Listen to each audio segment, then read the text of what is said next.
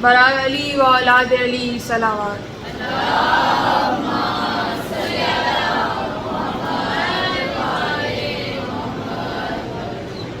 برائے خوشنودی امام زمانہ بلند تر صلوات.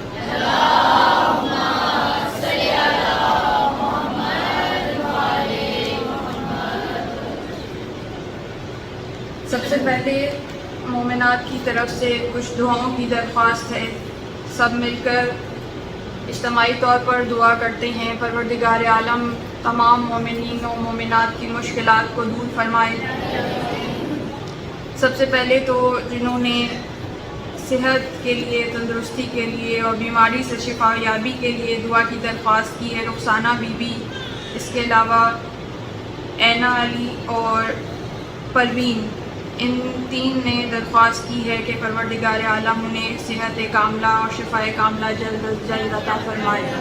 پروردگار بیمار کربلا کے صدقے میں ان سب کو جلد از جلد شفا کاملہ عطا فرمائے. اس کے علاوہ کائنات حسین اور ایک اور خاتون ہیں جنہوں نے اپنے بیٹے کے لیے درخواست کی ہے کہ وہ بے اولاد ہیں، پروردگار عالم انہیں اولاد عطا فرمائے. اس کے علاوہ مزمل حسین تنگ دست ہیں، رزق میں وسعت اور کشادگی کے لیے دعا کی درخواست ہے. پروردگار عالم ان کے رزق میں وسعت اور کشادگی عطا فرمائے.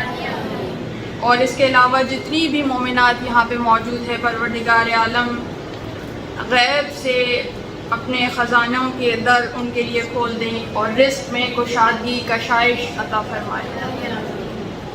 ایک مرتبہ بلند ترین آواز میں صلوات دیجیے.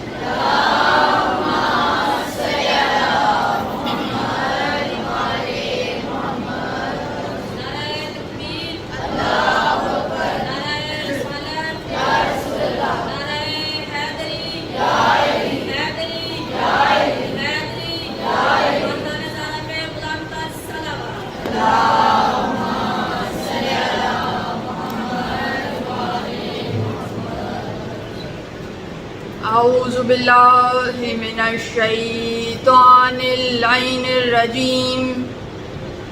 بسم اللہ الرحمن الرحیم. الحمد للہ الملک الحق المبین المتصاغر لعظمتہ جبابرۃ الطاغی المتخاذل لکبریائہ غطاۃ المتمردین المعترف بحبوبیتہ سائر الخلق اجمعین. الصلاۃ والسلام والتحیات والاکرام علی اشرف الانبیاء والمرسلین وخاتم النبیین سیدنا و مولانا ابی القاسم محمد.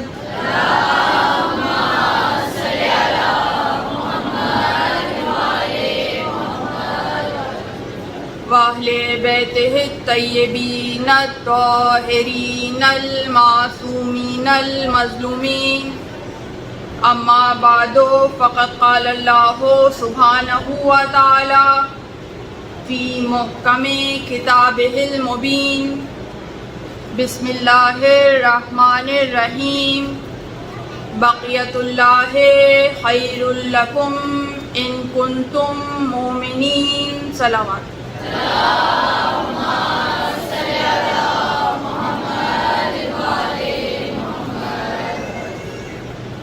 تمام حمد اس اللہ کے لیے کہ جس کی مدح تک بولنے والے کی رسائی نہیں،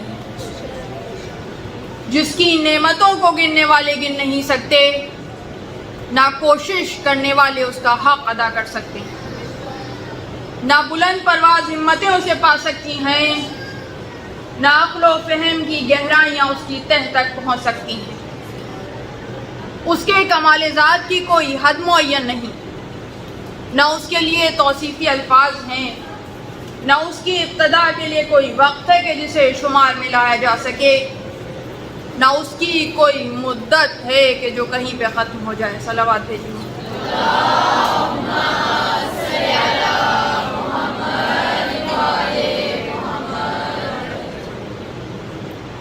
اطاعت قائم آل محمد کے عنوان سے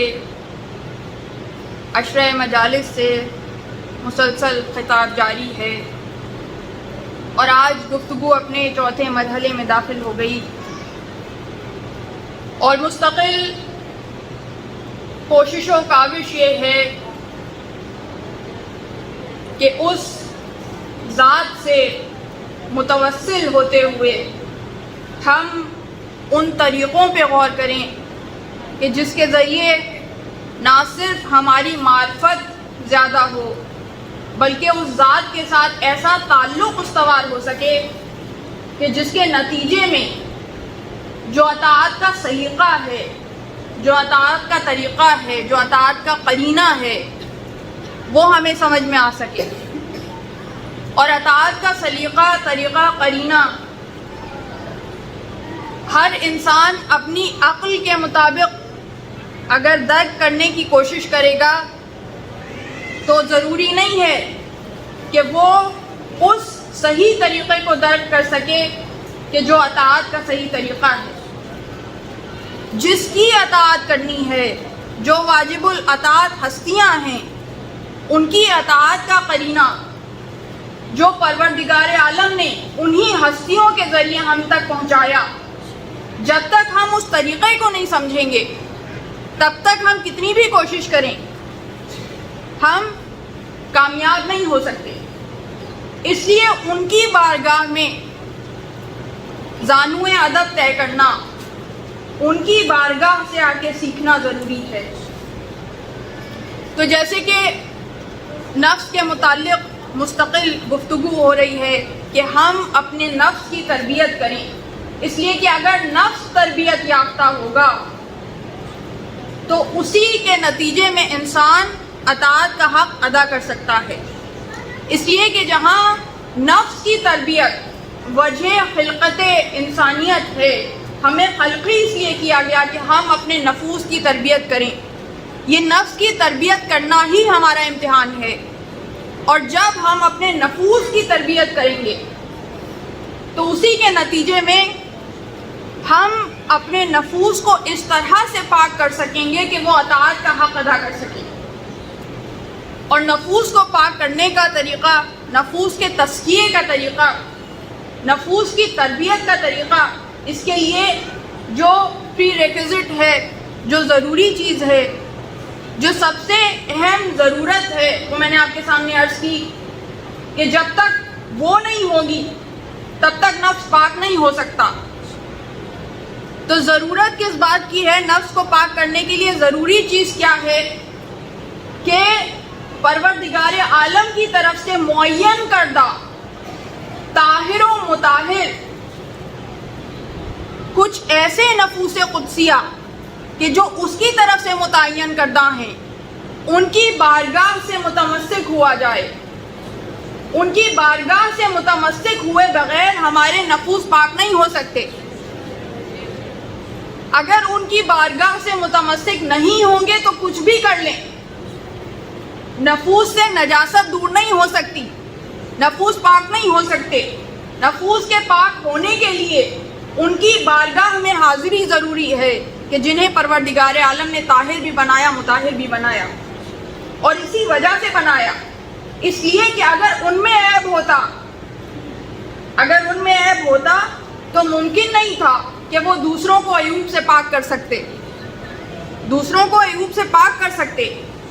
تو اب جب ہم ان سے متمسک ہوں تو اب کس حد تک متمسک ہونا ضروری ہے، کتنا متمسک ہونا ضروری ہے، کتنے عرصے تک متمسک رہنا ضروری ہے، یہ بھی تو سوالات ہیں نا۔ جیسے کہ میں نے مثال دی تھی کہ پانی کچھ چیزوں کو پاک کرتا ہے، سورج کی روشنی کچھ چیزوں کو پاک کرتی ہے، خاک کچھ چیزوں کو پاک کرتی ہے، ایسا ہے یا نہیں؟ تو اس کے ساتھ ساتھ ترتیب بھی بتائی اور عادات بھی بتائے کہ کتنی مرتبہ کتنے عرصے تک ان کے ساتھ متمسک ہوں تو پاک ہوں گے، ایسا ہے یا نہیں؟ ایک دفعہ دھونا ہے، 2 دفعہ دھونا ہے، 3 دفعہ دھونا ہے، خاک سے پاک کرنا ہے تو کس طرح سے پاک کرنا ہے، طریقہ بتلایا گیا۔ تو یہاں بھی صرف یہ نہیں ہے کہ چند لمحے کے لیے بس آپ متمسک ہوئے تو آپ سمجھیں کہ آپ پاک ہو گئے. یہاں بھی تو کچھ ترتیب ہوگی, یہاں بھی تو کوئی سلیقہ ہوگا, یہاں بھی تو کوئی قرینہ ہوگا. تو دیکھیے, انسان کو زندگی کے ہر لمحے میں یہ احتیاج ہے کہ اس کا نفس پاک ہو. زندگی کے ہر لمحے میں یہ احتیاج ہے کہ اس کا نفس پاک ہو.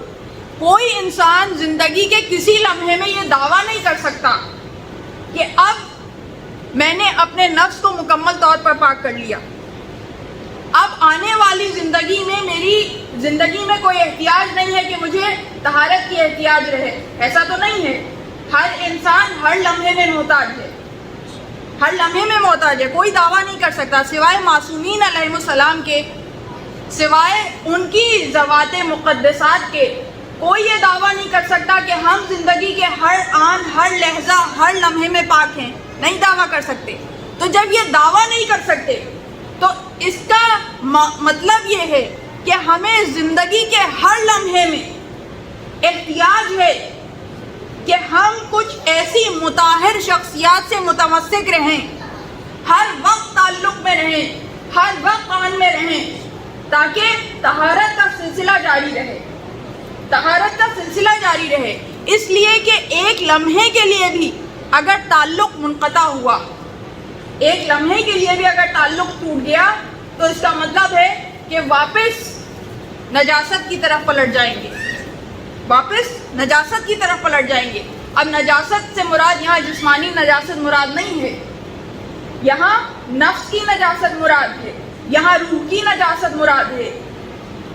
تو اب ضرورت اس بات کی ہے کہ مومن ہر آن, ہر لحظہ, ہر لمحہ معصوم کی بارگاہ سے متمسک رہے.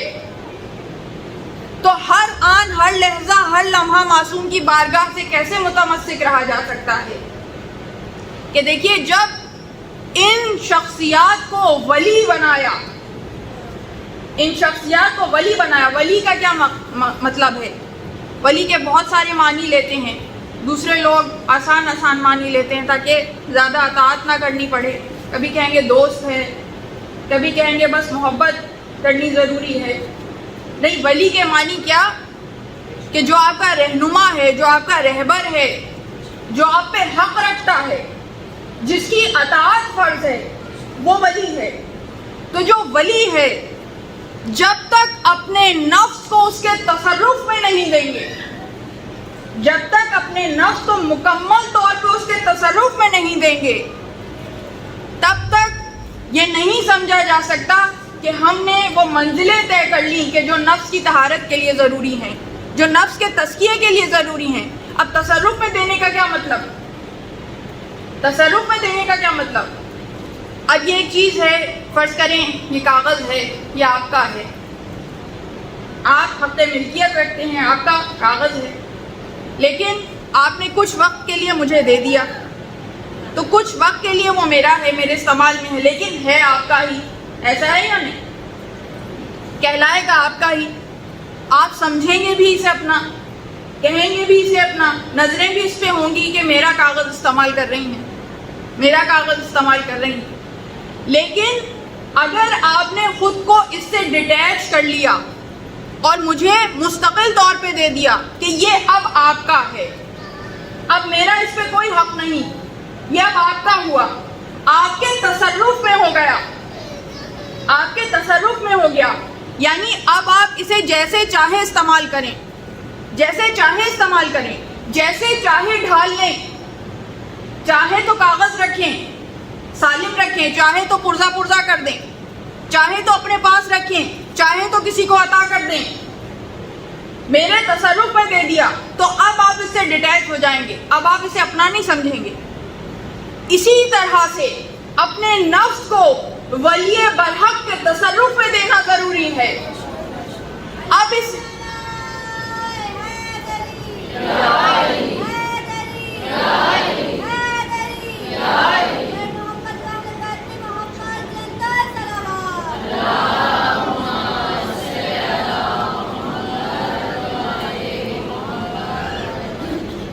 تو اب کسی لمحے بھی یہ نہیں سمجھنا کہ میرا نفس نہیں, یہ میرا، یہ میں ہی تو ہٹانا ہے، یہ انا ہی تو ہٹانی ہے۔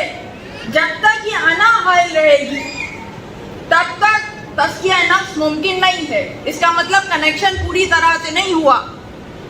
جب یہ انا ہٹا دیں گے اور مکمل طور پہ اپنا نفس اس حجت کے تصرف میں دے دیں گے، وہ حجت برحق کہ جو وقت کا امام ہے، جب اس کے تصرف میں اپنا نفس دے دیں گے تو اس کا مطلب ہے کہ پھر تزکیہ ہونا شروع ہو جائے گا۔ اپنا حق ملکیت اپنے نفس پہ سے ہٹا دیں، اپنی میں اپنے نفس پہ سے ہٹا دیں، سارے مسئلے حل ہو جائیں گے، سارے مسئلے حل ہو جائیں گے۔ دیکھیے 99% مسائل تو ہیں ہی اس انا کی وجہ سے۔ انا کیا ہے؟ انا عربی زبان میں کہتے ہیں میں کو، انا عربی زبان میں کہتے ہیں میں کو، اور نفس ہر وقت میں کی تکرار کرتا ہے۔ میں یہ چاہتی ہوں، میرا دل یہ چاہ رہا ہے، میں یہ کھانا کھانا چاہتی ہوں، میں ایسے کرتی ہوں، میں ایسے جاتی ہوں، میں ایسے سوتی ہوں، میرا یہ طریقہ، میرا وہ طریقہ، میرا یہ طریقہ۔ یہ میں ہٹا دیا۔ جب یہ میں ہٹا کے اپنا نفس ولی برحق کے تصرف میں دے دیا تو پھر آپ کی زندگی بدلنے سے پہلے آپ کے جملے بدل جائیں گے۔ اب آپ یہ نہیں کہیں گی میں یہ کرتی ہوں یا میں یہ چاہتی ہوں، ولی یہ چاہتا ہے، ولی یہ چاہتا ہے، علی یہ چاہتا ہے، علی یہ چاہتا ہے، جیسا علی چاہتا ہے ویسا میں کرتی ہوں۔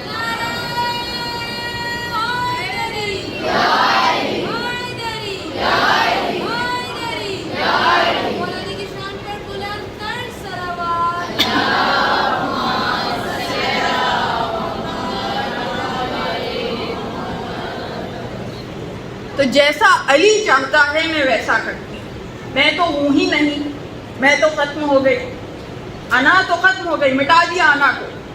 اب علی ہے اور آپ کا نفس ہے۔ اب جیسا علی چاہیں ویسا نفس کرے۔ تو جب اس طرح سے نفس ڈھلتا چلا جاتا ہے تو ولی کا مزاج سمجھ میں آتا چلا جاتا ہے، اور ولی کا مزاج آپ کے نفس میں اترتا چلا جاتا ہے۔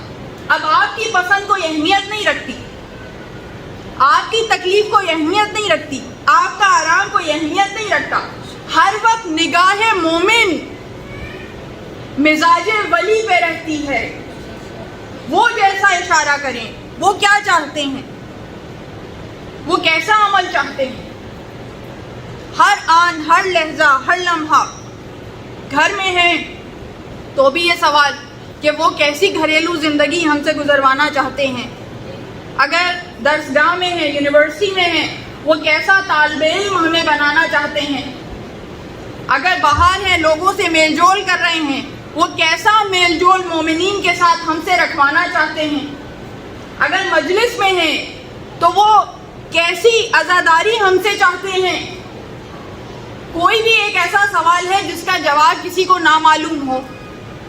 یہ سب کچھ آپ کے ذہنوں میں واضح ہے، ایسا ہے یا نہیں؟ اسی منبر کا اعجاز ہے، اسی کا معجزہ ہے، اسی کا صدقہ ہے کہ ہم تک یہ تمام باتیں پہنچ چکی ہیں۔ ہم ہر چیز جانتے ہیں کہ وہ ہم سے کیا چاہتے ہیں، ہم جانتے ہیں کہ ولی ہم سے کیا چاہتے ہیں، ہم جانتے ہیں کہ امام زمانہ ہم سے کیا چاہتے ہیں۔ یہ فقط میں ہے جو بیچ میں حائل ہے، یہ میں ہے جو بیچ میں حائل ہے، یہ میں ہے جو امام کو ہمارے نفس تک پہنچنے نہیں دیتی، یہ انا ہے جو امام کو ہمارے نفس تک تصرف حاصل کرنے نہیں دیتا۔ جیسے ہی اس انا کو ہٹائیں گے، جیسے ہی اس میں کو ہٹائیں گے، تصرف امام میں چلے جائیں گے، بارگاہ امام زمان میں چلے جائیں گے۔ تو ہر ایک یہ سمجھتا ہے کہ امام تو غائب ہیں، امام تو غائب ہے، ہمارا ان سے تعلق ممکن نہیں ہے۔ ہر ایک بے تعلقی سی محسوس کرتا ہے۔ تو وہ بے تعلقی اس وجہ سے نہیں ہے کہ وہ غائب ہیں، نظروں سے اوجھل ہیں۔ یہ بے تعلقی اس وجہ سے ہے کہ ہمارے نفس اور ان کے درمیان یہ انا حائل ہے۔ اس انا کو ہٹائیں گے تو ایسا تعلق استوار ہوگا کہ ظاہری نظروں سے دیکھنے کی ضرورت نہیں ہے۔ یہ دل کی نگاہیں انہیں خود دیکھیں گی، دل کی بارگاہ میں امام کو پائیں گے۔ پھر یہ ضروری نہیں ہے کہ کس لمحے ملاقات ہو، رات میں ہو کہ دن میں ہو، ہجر میں ہو سفر میں ہو، جہاں کہیں بھی ہوں گے امام آپ کے ساتھ ہوں گے۔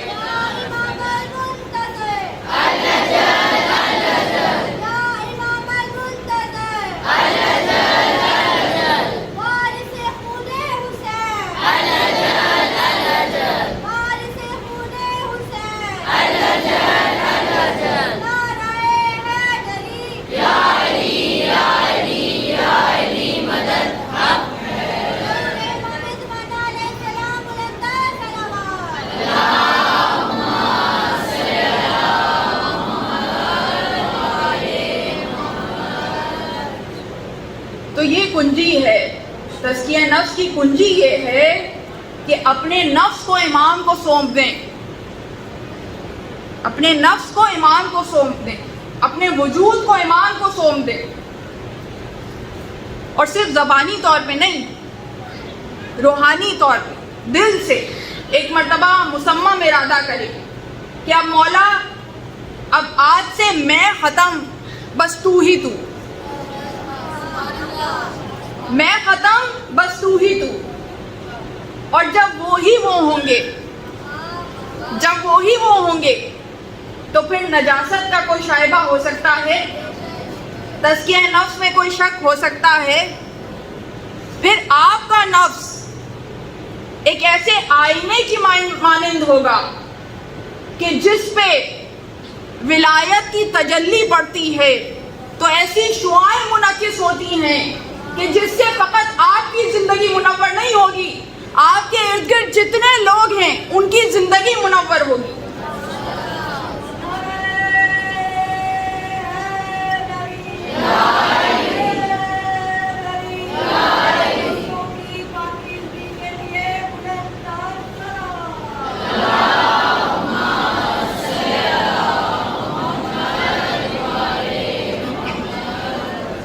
کوئی مشکل بات تو نہیں ہے نا، آسان زبان میں بات ہے۔ تو پھر آج طبیعتیں بوجھل کیوں ہیں، آوازوں میں جوش کیوں نہیں ہے؟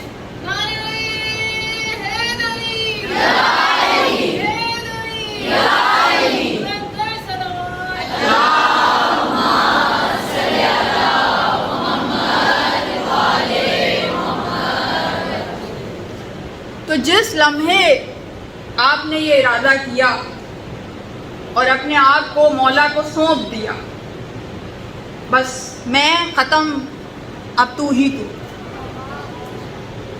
جس لمحے آپ نے یہ کیا تو تزکیہ کا سلسلہ شروع ہو جائے گا، اور پھر عالم یہ ہوگا کہ آپ کا وجود ایک ایسا آئینہ ہے کہ جس میں سے شعائیں منعکس ہو رہی ہیں۔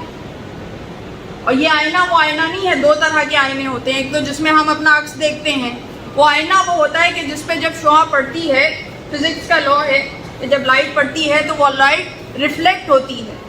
ایک اور آئینہ ہوتا ہے جو پرزم ہوتا ہے، جب پرزم کے اندر لائٹ پڑتی ہے تو وہ واپس پلٹتی نہیں ہے، ریفلیکٹ نہیں ہوتی، وہ منعکس ہوتی ہے، آر پار ہو جاتی ہے، آر پار ہوتی ہے۔ جیسی شعائیں ادھر ہوتی ہیں ویسی شعائیں ادھر ہوتی ہیں، جیسی شعائیں ادھر ویسی شعائیں ادھر، اور پرزم کو اتنا روشن کر دیتی ہے، لائٹ اتنا روشن کر دیتی ہے کہ نہ صرف پرزم خود روشن ہوتا ہے بلکہ چاروں طرف شعائیں منعکس ہو رہی ہوتی ہیں۔ تو آپ کا وجود ایک ایسا پرزم بن جائے گا کہ جو پروردگار عالم کی طرف سے منتخب کردہ محمد و آل محمد کی محبت پھیلانے کا پرزم بن جائے گا۔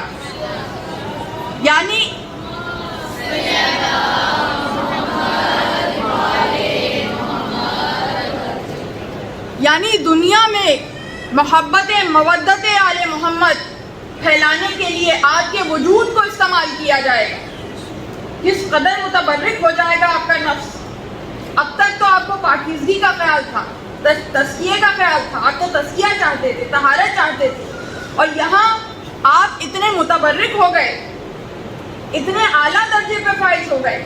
یہی اعجاز ہے ان کے در کا کہ انسان تھوڑا چاہتا ہے اور وہ زیادہ عطا کرتے ہیں. ہم ہاتھ منافق سے ملاتے بھی نہیں ہیں، ہم ہاتھ منافق سے ملاتے بھی نہیں ہیں، اور غیر کے در میں تو کبھی جاتے بھی نہیں ہیں. ہمیں رزق دیتا ہے اللہ اور ہم لیتے ہیں علی سے. بے دین کا لنگر تو ہم کھاتے بھی نہیں ہیں. نعرہ حیدری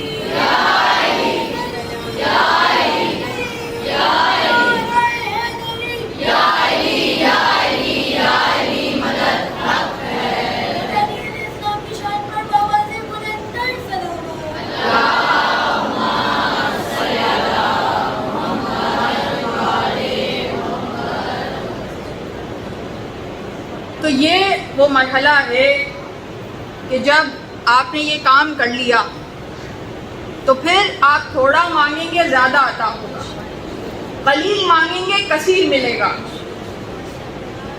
آپ تزکیہ مانگیں گے اور آپ کو برکتیں حاصل ہوں گی، متبرک ہو جائیں گے. تو اس لیے اپنی استعداد، اپنی قابلیت کی طرف نہ دیکھیں کہ ہم تو کچھ نہیں. بے شک ہم کچھ نہیں، ہم حقیر ہیں، ذلیل ہیں، مسکین ہیں، مگر کس کے در پر آئے ہیں؟ در پہ کس کے آئے ہیں؟ یہ در وہ در ہے کہ جہاں ذرہ آتا ہے تو آفتاب بنتا ہے.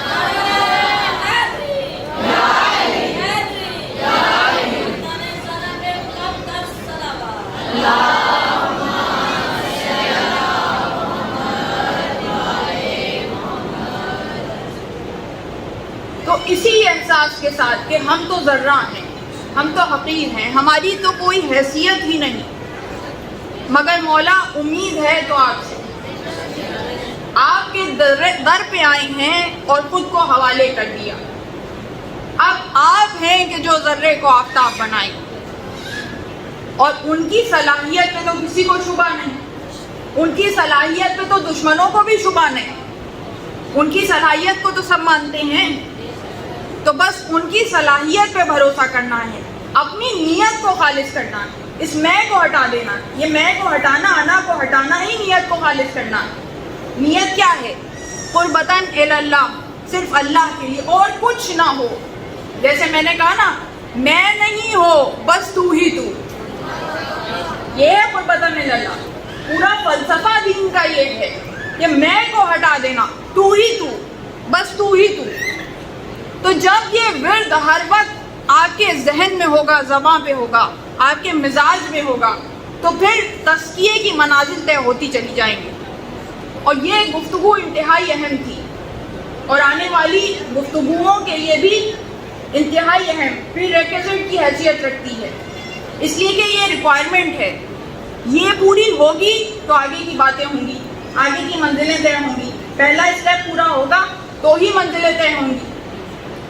جب تک یہ نہیں ہوگا آگے سفر جاری نہیں رہ سکتا.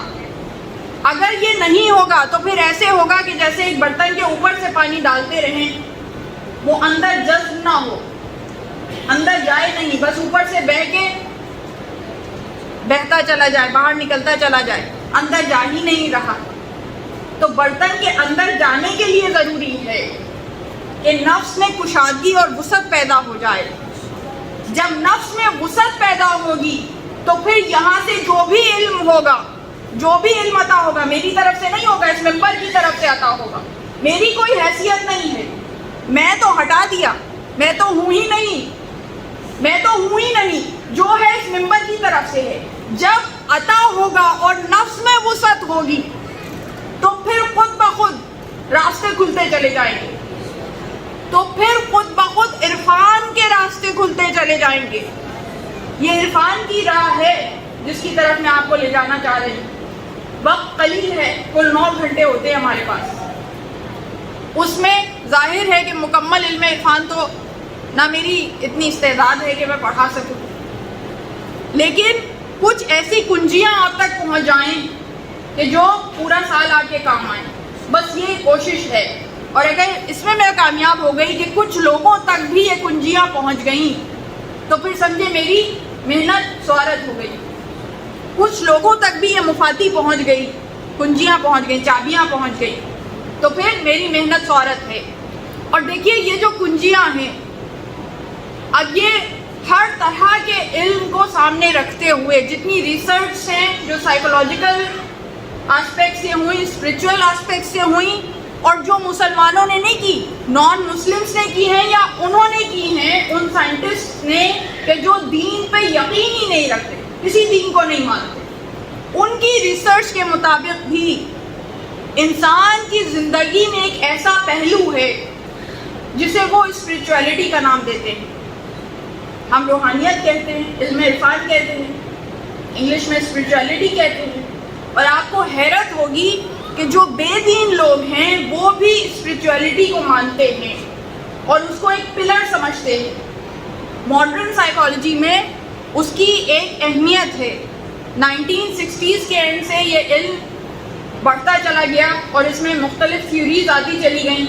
سب سے پہلے فرائڈ نے اس کا فلسفہ دیا، اور اس کے بعد کارل روجنز اور ڈفرینٹ طرح کے جو فلاسفرز ہیں اور سائیکالوجسٹ ہیں انہوں نے اس فیلڈ میں کام کیا.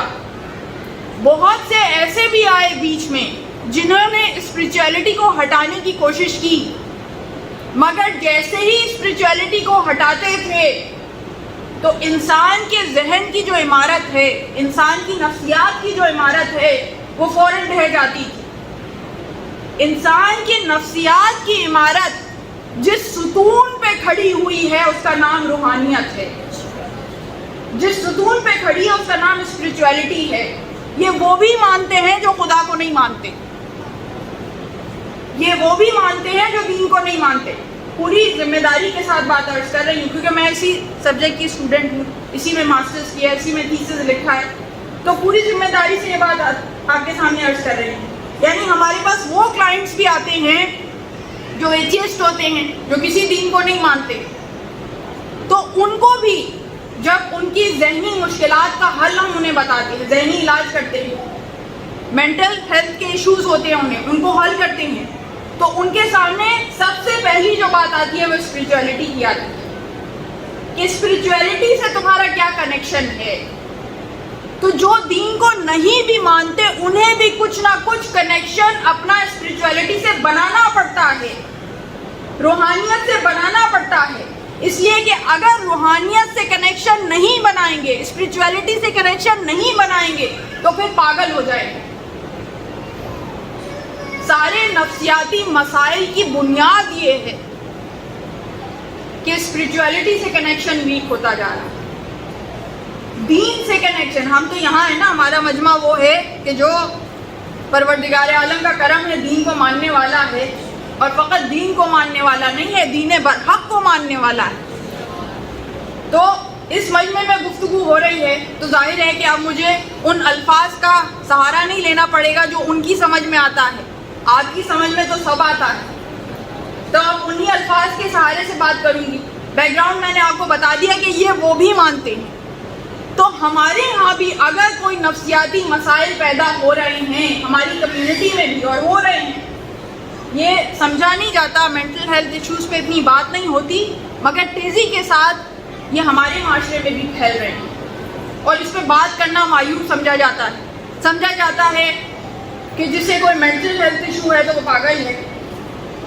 یہ ایک عام کانسیپٹ ہے، ایسا نہیں ہے. جس طرح کسی کے پیٹ میں درد ہو جاتا ہے، جس طرح کسی کو گیس ہو جاتی ہے، سر میں درد ہو جاتا ہے، آنکھ میں درد ہو جاتا ہے، اسی طرح ذہن ایک عضو ہے، جسم کا باڈی پارٹ ہے، تو اس میں بھی تھوڑی سی اونچ نیچ ہو سکتی ہے. تو ضروری نہیں ہے کہ ہر اونچ نیچ کو آپ یہ سمجھیں کہ یہ پاگل ہو گیا. نہیں، جو مینٹل ہیلتھ پریکٹیشنر ہے، جیسے میں مینٹل ہیلتھ پریکٹیشنر ہوں تو اس کا مطلب یہ نہیں ہے میں پاگلوں کی ڈاکٹر ہوں. نہیں، مینٹل ہیلتھ پریکٹیشنر وہ ہے کہ جو راستے سے تھوڑا سا ڈیویٹ ہو اسے واپس راستے پہ لے آئے، بیلنس لائف میں واپس لے کر آنا، یہ ہمارا کام ہوتا ہے.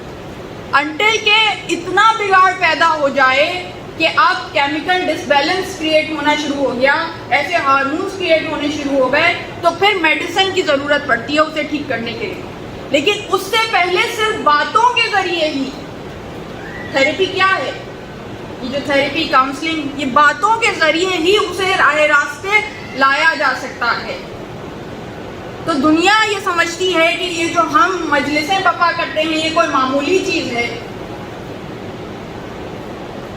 ابھی 2 منٹ باقی ہیں. دنیا یہ سمجھتی ہے کہ جب یہ جو ہم مجلسیں برپا کرتے ہیں یہ معمولی چیز ہے. نہیں، یہ دراصل ہمیں روحانیت سے اپنا تعلق استوار کرنے میں مدد دیتی ہے. یہ ہمیں اپنے ٹریک پہ رہنے میں مدد دیتی ہے. ایک مرتبہ صلوات دیجیے محمد.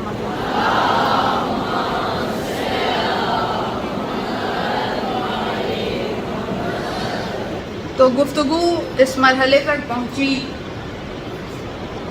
کہ پری ریکوزٹ یہ ہے ذہنی صلاحیتوں کے لیے، روحانی صلاحیتوں کے لیے اور زندگی میں بیلنس قائم رکھنے کے لیے، چاہے وہ نفسیاتی طور پہ ہے، چاہے وہ ذہنی طور پہ ہے، چاہے وہ جسمانی طور پہ ہے، لائف میں تھرو آؤٹ بیلنس قائم رکھنے کے لیے جو پلر ہے، جو منبع ہے، وہ اسپریچولیٹی ہے، روحانیت ہے.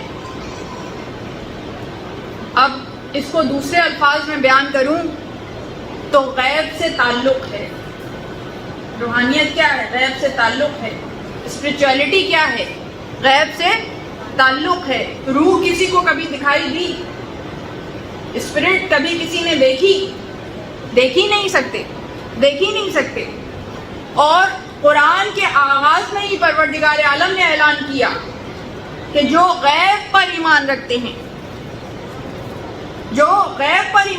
ہیں مومن کی نشانی یہ بتائی، متقی کی نشانی یہ بتائی کہ جو غیب پہ یقین رکھتے ہیں. تو غیب ایک ایسا پلر ہے کہ جس سے کنیکٹڈ رہنا ہمارے وجود کے لیے ضروری ہے. اور اسی لیے ہمارے جو امام ہیں وہ اس وقت پردہ غیب میں ہیں. ان پہ یقین رکھنا متقی کے لیے لازم ہے، مومن کے لیے لازم ہے. اور صرف یقین نہیں رکھنا، ایسا تعلق استوار کرنا ہے کہ ہر آن، ہر لحظہ، ہر لمحہ یہ احساس رہے کہ ہم اپنے امام کے ماننے والے ہیں، ہمارا اپنے امام سے تعلق ہے. وہ امام ہے کہ ہم زندگی میں بہت سے لمحات میں اس سے غافل ہو سکتے ہیں، مگر وہ ہم سے ایک لمحے کے لیے بھی غافل نہیں ہوتا. جو ہمارے اعمال پہ گواہ ہے، جو ہر آن ہر لحظہ ہمیں دیکھ رہا ہے. اور ایک بات جو میں انتہائی وثوق کے ساتھ آپ کے سامنے عرض کر رہی ہوں کہ جو میں نے عمل آپ کے سامنے بتایا، اپنے نفس کو ان کے تصرف میں دینا، یہ عمل ہے. لوگ سمجھتے ہیں صرف وظیفہ پڑھنا ہی عمل ہے. نہیں، اصل عمل یہ ہے جب آپ نے اپنے نفس کو ان کے تصرف میں دے دیا اور یہ تعلق استوار کر لیا، پھر سمجھیں کہ آپ ہر آن ہر لحظہ ان کی امان میں ہیں. نگاہوں سے نظر نہیں آئیں گے مگر دل محسوس کرے گا کہ کوئی ہے جو ہر وقت ساتھ ہے. اور دیکھیے اس تعلق کو مضبوط بنانا پڑتا ہے، اس پہ کام کرنا پڑتا ہے. یہ خود بخود نہیں ہوتا. ایسا نہیں ہوتا کہ ایک رات آپ سوئیں گے، اگلی صبح اٹھیں گے تو ایک دم سے آپ کو امام سے محبت ہو جائے گی، ایک دم سے آپ کو امام کا وجود محسوس ہونے لگے گا، ایک دم سے آپ ایسی مومنہ ہو جائیں گی کہ ہر وقت امام مدد کے لیے موجود ہوں گے. ایسا ایک دم سے نہیں ہوتا، کوئی جادو نہیں ہے. عمل سے زندگی بنتی ہے، جنت بھی جہنم بھی. تو عمل کرنا پڑتا ہے. تو عمل کیا ہے؟ سب سے پہلے تو آپ نے اپنا نفس ان کے تصرف میں دیا، اور دینے کے بعد اب عمل یہ ہے کہ زندگی میں اپنے روزمرہ کے امور میں کچھ لمحات امام سے مخصوص کیجئے کہ جس میں امام سے گفتگو ہو، امام سے تعلق ہو، امام کے لیے دعا ہو. ایسا ہے یا نہیں؟ جب انسان کسی سے محبت کرتا ہے تو اس کے ساتھ وقت گزارنا چاہتا ہے، اس کی حفاظت کے لیے دعا کرتا ہے. ایسا ہے یا نہیں؟ بلکہ جب کسی سے محبت کرتا ہے، جو محبوب ہوتا ہے، اس کے ساتھ تو ہر وقت گزارنا چاہتا ہے. تو جب ہم اپنے امام سے محبت کے دعوے دار ہیں تو پھر یہ کیسے ممکن ہے کہ دن پہ دن گزرتے چلے جاتے ہیں، ہفتوں پہ ہفتے گزرتے چلے جاتے ہیں، مہینوں پہ مہینے گزرتے چلے جاتے ہیں اور ہم اپنے امام سے غافل رہتے ہیں. یہ تو پھر صرف دعوی محبت ہے، اصل محبت تو نہیں ہے۔ اصل محبت تو یہ ہے کہ امام سے کبھی بھی غافل نہ ہوں، مگر آغاز کہاں سے کریں؟ کم از کم ہفتے میں ایک دن امام سے منسوب کر دیں۔ اور پہلے بھی میں نے اس سے متعلق ایک دو عمل بتائے تھے، اور کل ایک خاتون نے اس کے متعلق ذکر کیا تو مجھے بہت خوشی ہوئی کہ 3 سال بعد بھی انہیں وہ میرا بتایا ہوا وہ عمل یاد تھا، بہت خوشی ہوئی۔ تو اب جب میں یہ کہہ رہی ہوں کہ ایک دن امام سے منسوب کر دیں تو کون سا دن امام سے منسوب کریں؟ یہاں بھی ہماری چوائس نہیں ہے، میری چوائس نہیں ہے، میں تو ختم کر دی، اب تو وہ جو کہیں اس کے مطابق ہے۔ تو ان کے مطابق امام کا دن کون سا ہے؟ جمعے کا دن۔ شب جمعہ سے آغاز کریں، شب جمعہ سے جمعے کے دن تک، تو یہ امام سے مخصوص کر دیں۔ اور اس میں کچھ امام سے متعلق دعائیں، بہت زیادہ سے نہیں، بہت زیادہ کریں تو بہت اچھا ہے، لیکن اتنا کریں جتنا نفس بوجھ برداشت کر سکے، اتنا کریں کہ جو آپ ہر ہفتے آسانی سے کر سکیں۔ یا علی، یا علی، یا علی، یا علی، یا علی، یا علی،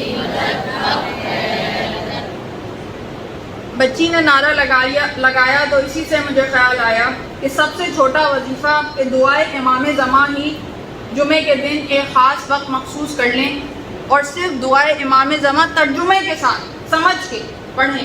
میجورٹی ترجمے سے واقف نہیں ہے، ہر ایک کو یاد ہے دعائے امام زماں، لیکن ترجمے پہ غور نہیں کرتے۔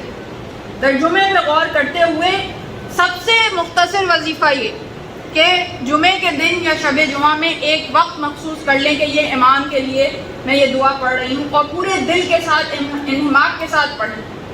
اس سے آغاز کریں، سب سے چھوٹا وظیفہ۔ اگر اس سے زیادہ کی استعداد ہے، نفس میں صلاحیت ہے، تو پھر دعائے عہد پڑھیے، دعائے ندبہ پڑھیے، زیارت امام زماں پڑھیے۔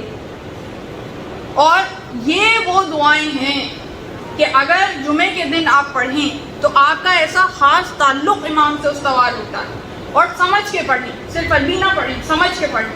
واقعتاً ایسے ایسے الفاظ ہیں اس میں، اور زیارت آل یاسین بہت لمبی نہیں ہے، دعائے ندبہ تھوڑی سی لمبی ہے، اس کے علاوہ باقی زیادہ لمبی نہیں ہے، نہ زیارت آل یاسین زیادہ لمبی ہے، نہ دعائے عہد زیادہ لمبی ہے، چھوٹی چھوٹی دعائیں ہیں، ان کو ترجمے سے پڑھیں۔ اور واقعتاً اس کے الفاظ ایسے الفاظ ہیں کہ جس میں پروردگار عالم کو گواہ بنایا جا رہا ہے، پروردگار عالم کو ذمہ دار بنایا جا رہا ہے کہ چاہے موت ہمارے اور ہمارے امام کے درمیان حائل ہو جائے، چاہے موت ہمارے امام اور ہمارے درمیان حائل ہو جائے، تو بھی قبروں سے ہمیں اس لمحے نکالنا کہ جس وقت امام کا ظہور ہو، اور اس طرح سے نکالنا کہ تلوار ہمارے پہلو میں حمائل ہو، کہ ہم نصرت امام کے لیے تیار ہوں۔ تو اللہ کو ذمہ داری دے رہے ہیں، اور ہر جمعے کو اگر آپ یہ وظیفہ بنا لیں کہ اللہ کو ضامن قرار دیں، اسے ذمہ دار قرار دیں، تو ممکن ہے کہ کوئی چیز آپ کے اور آپ کے امام کے درمیان حائل ہو سکے؟ ممکن نہیں ہے، ممکن نہیں ہے۔ اور جب اللہ کو ذمہ داری دے دی تو اب اگر موت بھی آ جائے گی تو بھی قبروں سے نکالا جائے گا، قبروں سے پکارا جائے گا، اور ہم قبروں سے اٹھیں گے اور اپنے امام کی نصرت کریں گے، اپنے امام کی نصرت کریں گے۔ اور دیکھیے، دو اہم باتیں، دو اہم پہلو جو میں عرض کرتی ہوں اس حوالے سے، جس پہ شاید آپ نے غور کیا اور شاید نہ کیا ہو۔ بہت سے لوگ امام کی زیارت کے بہت مشتاق ہوتے ہیں، ہر ایک چاہتا ہے کہ ہم امام کی زیارت کریں، ہر ایک چاہتا ہے کہ ہم امام کو دیکھیں، اس لیے کہ محبت کرتے ہیں تو محبوب کو دیکھنا چاہتے ہیں۔ تو دیکھیے، ہمیشہ یہ بات ذہن میں رکھیں کہ زیارت کے مشتاق نہ ہوں، معرفت کے مشتاق، معرفت کی دعا کریں۔ زیارت تو وہ بھی کر رہے تھے کہ جو دشمنان اہل بیت، دیکھ تو وہ بھی رہے تھے چہرہ، ظاہری چہرہ دیکھنا بڑی بات نہیں ہے، دل کا دل سے تعلق ہونا بڑی بات ہے، معرفت ہونا بڑی بات ہے، اطاعت کرنا بڑی بات ہے۔ تو ہمیشہ معرفت کی دعا کریں. زیارت ہو گئی تو اچھا, نہیں ہوئی تو کوئی بات نہیں. اگر دل قریب ہو اور ظاہری آنکھوں سے نہ بھی دیکھیں تو فرق نہیں پڑتا بلکہ زیادہ ثواب ہے, اس لیے کہ غیب پہ ایمان رکھنے والوں میں شامل ہوں گے. پھر غیب پہ ایمان رکھنے والوں میں شامل ہوں گے. تو زیارت کرنا بڑی بات نہیں ہے, زیارت کا دعوے دار ہونا بڑی بات نہیں ہے, معرفت حاصل ہونا بڑی بات ہے. تو ہمیشہ معرفت کی دعا کیجیے.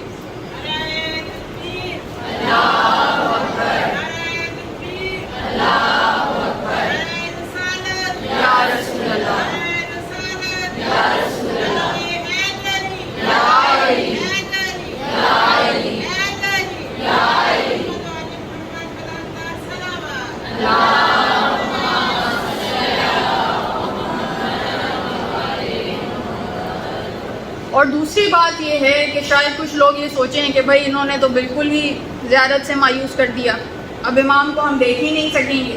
نہیں, مومن کو تو مایوس ہونا ہی نہیں چاہیے.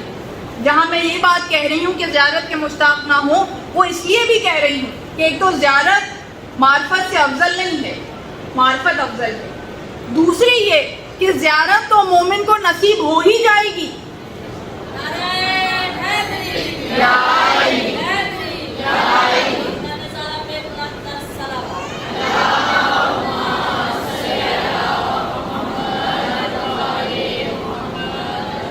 جو مومن ہے ہر مومن کو زیارت نصیب ہوگی, ہر مومن کو زیارت نصیب ہوگی. کیسے بھائی؟ دیکھیں, دو ہی صورتیں ہیں نا.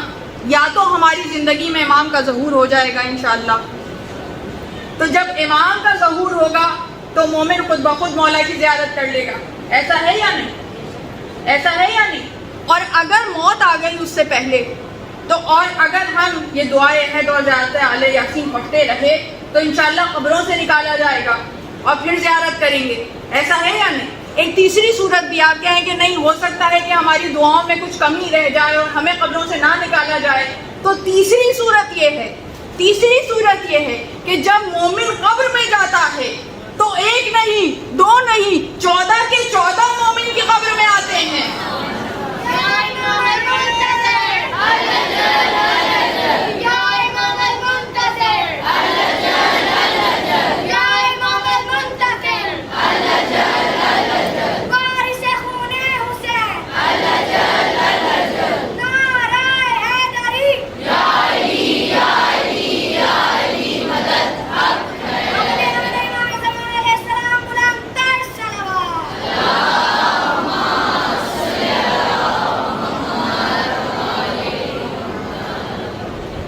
تو کوئی ایسی صورت ہے ہی نہیں کہ ہم زیارت سے محروم رہ جائیں. سب سے کم صورت یہ ہے کہ مر جائیں اور نہ اٹھائے جائیں قبر سے. تو وہ عالم ہے کہ 14 کے 14 آئیں گے استقبال کے لیے انشاءاللہ, جو وعدے ہیں. اور یہ بھی ایک موضوع ہے جو میرے دل کے بہت قریب ہے, موت, برزخ. اس لیے کہ وہاں آسٹریلیا میں جو غسل دیا جاتا ہے, اس کی جو کمیٹی ہے اس کو میں نے ٹریننگ دی ہے, اور ماشاءاللہ تمام مومنات کو غسل دینے کے مرحلے میں شامل رہتی ہوں, اور تدفین کے مراحل میں بھی. کیونکہ کئی دفعہ ایسا ہوتا ہے, کیونکہ پردیس ہے تو کئی خواتین ایسی ہوتی ہیں کہ جن کا کوئی والی و وارث نہیں ہوتا, بالکل بے وارث ہوتی ہیں, کوئی محرم ہی نہیں ہوتا. ایک یہ بھی کانسیپٹ سنیوں سے ہمارے ہاں آیا ہے کہ جس کا کوئی محرم نہ ہو اسے قبر میں کوئی نہیں اتار سکتا. ایسا نہیں ہے. کئی جگہ ایسا ہوا کہ کوئی محرم نہیں تھا تو اس موقع پر جو ہے میں نے ایسی خواتین کو قبر میں اتارا, ان کی تلقین پڑھی, قبر میں اتر دی. تو اور یہ بھی مسکنسیپشن ہے کہ عورت یہ کام نہیں کر سکتی, ایسا کچھ نہیں ہے. عورت تمام کام انجام دے سکتی ہے. علم ہونا چاہیے, اگر علم ہو تو آپ تمام کام انجام دے سکتے ہیں.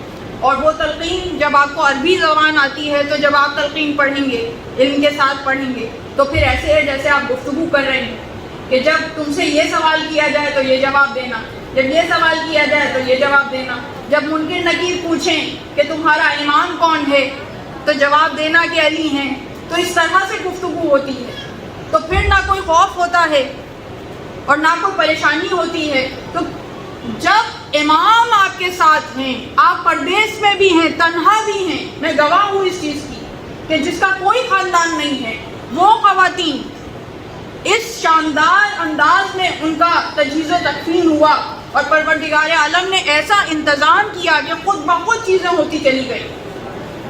یہ بذات خود معجزہ ہے فی زمانہ، آج کے زمانے میں. اور میں گواہ ہوں اس بات کی کہ وہ مومنہ خاتون جن سے کوئی ملنے نہیں جاتا تھا، جن کا کسی کو پتہ نہیں تھا، جو بالکل گھر میں رہتی تھی مگر عبادت اتنا کرتی تھی اور امام سے تعلق ایسا استوار تھا کہ جمعے کا دن انہوں نے مخصوص کیا ہوا تھا اپنے امام کے ساتھ، اور خصوصیت کے ساتھ یہ تمام دعائیں پڑھا کرتی تھی.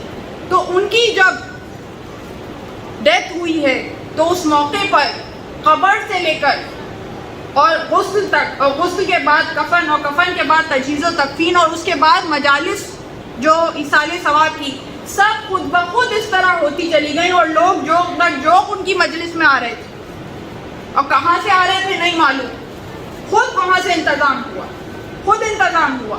تو جب امام آپ کے ساتھ ہوں اور آپ انہیں اپنا والی قرار دے دیں تو پھر کسی والی وارث کی ضرورت نہیں ہے، وہ وارث ہیں. اور جس کے وہ وارث ہو جائیں تو پھر انسان کو کسی کی ضرورت نہیں رہتی، وہ کسی کا محتاج نہیں رہتا، وہ تمام احتیاط سے مبرہ ہو جاتا ہے. تو ہم، اور یہ دیکھیں ایسی چیز ہے جس سے آپ ریلیٹ کر سکتے ہیں. یہ کوئی ایسی چیز نہیں ہے کہ میں کسی ولی کا آپ کے سامنے تذکرہ کر رہی ہوں جس کا منصب پانا مشکل ہے. ہمارے جیسی خاتون تھی مگر انہوں نے امام سے ایسا تعلق استوار کیا کہ جس کے نتیجے میں ان کی تمام مشکلات حل ہو گئی. زندگی کی بھی مشکلات حل ہوئی اور زندگی کے بعد کی بھی جو اصل زندگی ہے اس کی بھی ساری مشکلات حل ہو گئی، تمام مراحل طے ہو گئے. تو یہ جو چیزیں ہیں اگر ہم ان کو پیش نظر رکھیں تو ہم امام سے وہ تعلق استوار کر سکتے ہیں جس تعلق کے نتیجے میں ہمیں وہ امداد حاصل ہوگی کہ جو غیب کی امداد ہے. غیب کی امداد ہے، باقاعدہ خود آپ کو محسوس ہوگا کہ پیچھے کوئی غیبی طاقت ہے، کوئی غیبی ہاتھ ہے جو آپ کو ہر مشکل سے نکال لیتا ہے، اور کیوں نہ نکالے، وہ مشکل کشا، ابن مشکل کشا ہے. مشکلوں سے نکالنا ان کے لیے کوئی مشکل بات نہیں ہے. یہ بات انہیں مشکل لگے کہ جو ان پہ یقین نہیں رکھتے یا جو انہیں جانتے نہیں ہیں. ارے وہ کیا مشکل کشا، ان کے تو ماننے والے ایسے مشکل کشا ہیں، ان کے ماننے والے مشکل کشا ہیں. مومن مشکل کشا ہوتا ہے کہ دوسرے مومنین کی مشکلوں کو حل کرے. زندگی ایسی ہونی چاہیے کہ دوسروں کی مشکلات کو حل کرے.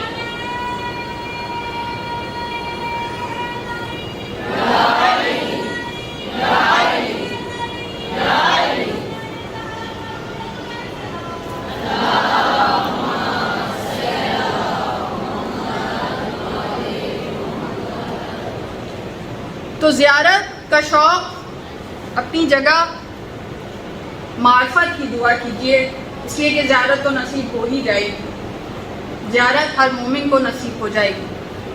مومن اور متقی ہونے پہ اور ان سے تعلق استوار کرنے پہ ساری توجہ رکھیں، پھر انشاءاللہ خود بخود ساری مشکلات اور منزلیں حل ہوتی چلی جاتی ہیں. اور اب دامن وقت میں گنجائش نہیں رہی. ذکر ایسا ہے کہ جب اس کے متعلق گفتگو شروع ہوتی ہے تو بات کہیں سے کہیں چلی جاتی ہے اور دامن وقت میں گنجائش نہیں رہتی.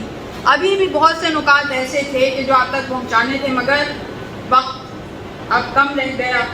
لیکن انشاءاللہ کل آپ کے سامنے اس سے آگے جو منزلیں ہیں کہ جب آپ نے یہ چیز طے کر لی تو اب آگے کیا درکار ہے کہ جس کے نتیجے میں ہم یہ کہہ سکیں کہ ہاں ہم امام کے آنے کی تیاری کر رہے ہیں، ہاں ہم اس راستے پہ چل رہے ہیں کہ جہاں ہم یہ کہہ سکیں کہ ہم اطاعت کے راستے پر ہیں، جہاں ہم یہ کہہ سکیں کہ ہاں ہم ناصرہ امام بننے کے راستے پر ہیں، ہم طالب ناصرہ امام ہیں. جیسے طالب علم ہوتا ہے، یہ تو نہیں دعویٰ کر سکتے کہ ہاں ہم بن گئے، مگر اگر زندگی اس طرح سے گزرتی رہے کہ ہم طالب ناصرہ امام ہوں تو پھر اللہ اس طلب کو ضرور پورا کرے گا.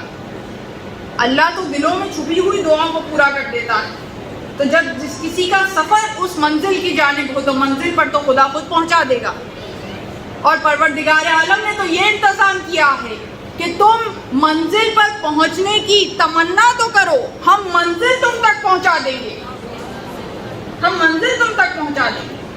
تو ان کے در سے تو کچھ بھی بعید نہیں ہے، یہ تو وہ در ہے جہاں کوئی حد نہیں ہے، بے حد ہے، بے حد ہے، جو ہے وہ بے حد ہے۔ اور آج 4 محرم الحرام، اور یہ تاریخ و تاریخ ہے کہ جو منسوب کی ہے سفیر امام حسین سے۔ سفیر امام حسین وہ شخصیت ہیں کہ جنہوں نے اتنی قربانیاں دی ہیں امام حسین کی راہ میں، اتنی قربانیاں دی ہیں کہ امام سے تعلق کیسا ہونا چاہیے، امام سے محبت کیسی ہونی چاہیے، امام کی اطاعت کیسی ہونی چاہیے۔ اگر کوئی سیکھنا چاہتا ہے تو وہ مسلم ابن عقیل کی زندگی سے سیکھ سکتا ہے کہ کیسی کیسی قربانیاں دی، کیسی کیسی قربانیاں دی۔ ہر ایک نے اپنے خانوادے کی قربانی دی، لیکن خانوادہ عقیل وہ خانوادہ ہے کہ جس نے اتنی قربانیاں دی کہ جناب عقیل کی نسل منقطع ہو گئی، نسل ختم ہو گئی۔ 4 داماد قربان ہوئے، 3 داماد کربلا کے میدان میں، امام علی کے 3 داماد کہ جو حضرت عقیل کے فرزند ہیں، 3 داماد کربلا کے میدان میں شہید ہوئے، اور 4تھے داماد وہ ہیں کہ جو کربلا سے پہلے ہی جام شہادت نوش کر گئے، مسلم ابن عقیل۔ اور فقط داماد نہیں ہیں، جتنے پوتے تھے، جتنے نواسے نواسیاں تھے، سب قربان ہو گئے۔ اور یہ وہ واحد خانوادہ ہے کہ جن کے فقط مرد ہی شہید نہیں ہوئے، خانوادہ عقیل کی شہزادیاں بھی کچلی گئیں۔ جب نرغہ عام ہوا تو اس نرغہ عام میں اس خانوادے کی شہزادیاں بھی کچلی گئیں۔ تو کتنا عالی مرتبت خاندان ہے، کیا با معرفت شخصیات ہیں۔ اور مسلم ابن عقیل کس قدر معرفت رکھتے ہیں امام حسین، کس قدر معرفت رکھتے ہیں۔ اور اسی معرفت کا نتیجہ ہے کہ اتنی مماثلت ہے سفیر حسین کو اپنے آقا حسین کے ساتھ، اتنی مماثلت ہے کہ ان کی شہادت میں بھی اتنی مماثلت ہے، اور شہادت کی کیفیت میں بھی اتنی مماثلت ہے کہ جس وقت شہادت کا وقت قریب تھا اور مسلم ابن عقیل سے پوچھا گیا کہ کوئی خواہش ہو تو بتاؤ، کوئی خواہش ہو تو بتاؤ۔ یہ وہ وقت ہے کہ جب ابن زیاد کے دربار میں حاضر کیا گیا، اور حاضر کرنے کے بعد مسلم ابن عقیل جو زخموں سے چور ہیں، اس لیے کہ تنے تنہا اتنی دیر تک جنگ کی ہے مسلم ابن عقیل، اکیلا مسلم، پہلی مماثلت۔ جیسے حسین تنہا تھے کربلا کے میدان میں، وقت آخر جیسے حسین تنہا تھے کربلا کے میدان میں، اسی طرح کوفے کی گلیوں میں مسلم تنہا تھا، کوئی ساتھ دینے والا نہیں تھا، کوئی ساتھ دینے والا نہیں تھا۔ 18,000 لوگوں نے بیعت کی تھی، مگر جس وقت عشاء کی نماز پڑھی پیچھے 4 لوگ تھے، اور جب سلام پھیرا اور پیچھے مڑ کے دیکھا تو ایک بھی باقی نہیں تھا، ایک بھی موجود نہیں تھا۔ حسین کا سفیر حسین کی طرح تنہا تھا، اور اسی عالم میں پوری رات طویٰ کے گھر بسر کی۔ اور جب یہ اندیشہ ہوا کہ اب طویٰ کو خطرہ لاحق ہے تو باہر نکل آئے، باہر نکل آئے، اور نکلنے کے بعد ایسا مقابلہ کیا ہے، ایسا مقابلہ کیا ہے کہ کئی گھنٹوں تک اکیلے مسلم ابن عقیل کو پوری فوجیں پکڑ نہیں پائیں۔ بار بار فوجوں پہ فوجیں آتی تھی، دستوں پہ دستے آتے تھے، مسلم ابن عقیل انہیں تہہ تیغ کر دیتے تھے۔ پھر پیغام بھجوایا جاتا تھا، ابن زیاد اور دستے بھیجتا تھا، پھر تہہ تیغ کر دیتے تھے، یہاں تک کہ انہوں نے یہ حکمت عملی اپنائی کہ دونوں طرف گڑھے کھودے، اور گڑھے کھودنے کے بعد انہیں دھکیلتے ہوئے گڑھوں کی طرف لے کے گئے، اور اس کے بعد چاروں طرف سے حملہ کر کے علی کے شیر کو گڑھے میں گرایا، اور اس کے بعد گرفتار کیا۔ اب یہ وہ عالم تھا کہ پہروں تک جنگ کرنے کے بعد مسلم ابن عقیل زخموں سے چور ہو چکے، اور پیاس کا یہ عالم تھا کہ اس وقت سفیر حسین کی پیاس حسین کی پیاس سے مماثلت رکھتی تھی. جیسے حسین پیاسے تھے وقت آخر، ایسے مسلم ابن عقیل پیاسے تھے وقت آخر. جب ابن زیاد کے دربار میں لایا گیا اور کہا کہ امیر کو سلام کرو، امیر کو سلام کرو، تو کہا کہ میں ایسے کسی امیر کو نہیں جانتا، میرا امیر تو حسین ابن علی ہے. ہماری جانیں قربان ہو جائیں مسلم ابن عقیل پر، ہماری جانیں قربان ہو جائیں ان کی معرفت پر. پروردگار عالم ہمیں بھی ایسی معرفت حسین نصیب فرما.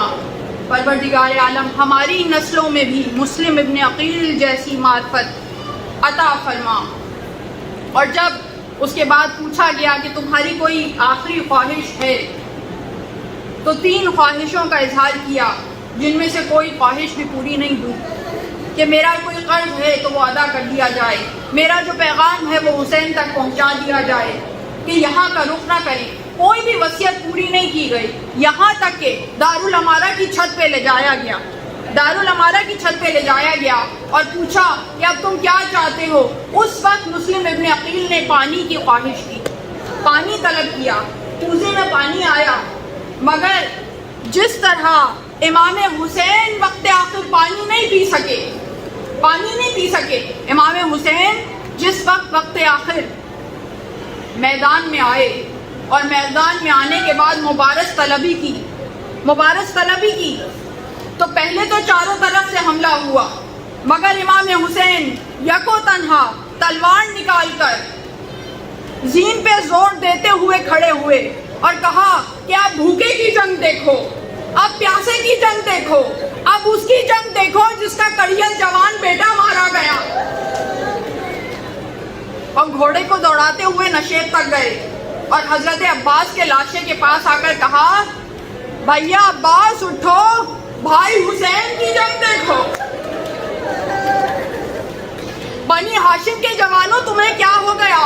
تم تو میری ایک آواز پہ دوڑے چلے آتے تھے.